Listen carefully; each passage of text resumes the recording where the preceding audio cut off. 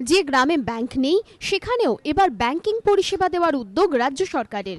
বেআইনি অর্থলগ্নি সংস্থার রমরমা রুখতে আগেই আর্থিক সুরক্ষা প্রকল্প চালু করেছেন মমতা বন্দ্যোপাধ্যায়। বৃহস্পতিবার নবান্নে রাজ্য সরকারের সহযোগিতায় একটি রাষ্ট্রায়ত্ত ব্যাংকের 50টি শাখা এবং 20টি এটিএম এর উদ্বোধন করেন মুখ্যমন্ত্রী। এর মধ্যে 34টি শাখা খোলা হচ্ছে এমন জায়গায় যেখানে ব্যাংকিং পরিষেবাই ছিল না।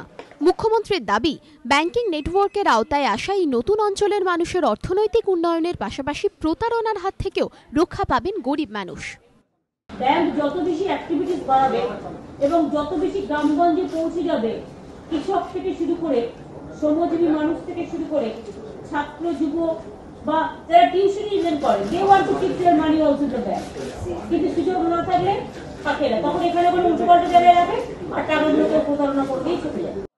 এদিন মুখ্যমন্ত্রী বলেন, রাজ্যের সবকটি গ্রাম পঞ্চায়েতের অফিসেই তাদের শাখা খোলার জন্য বিভিন্ন রাষ্ট্রায়ত্ত ব্যাংক কর্তৃপক্ষকে অনুরোধ করা হয়েছে। এজন্য সংশ্লিষ্ট পঞ্চায়েতকে মাসে 1 টাকা করে ভাড়া দিতে হবে বলে জানান তিনি। আমাদের গভর্নমেন্ট এখন ডিসাইড করেছে আমাদের পঞ্চায়েত সমিতিগুলোর অফিসেই আমরা ব্যাংকগুলো খুলে ফেলব এবং আমরা 1 টাকা ইনোভেশন আমরা মাত্র 1 টাকা ব্যাংকে জায়গাগুলো পঞ্চায়েত সমিতি থেকে দিচ্ছি। ইতিমধ্যে এই রাষ্ট্রায়ত্ত ব্যাংক রাজ্যে 4123টি শাখা খোলার পরিকল্পনার কথা জানিয়েছে।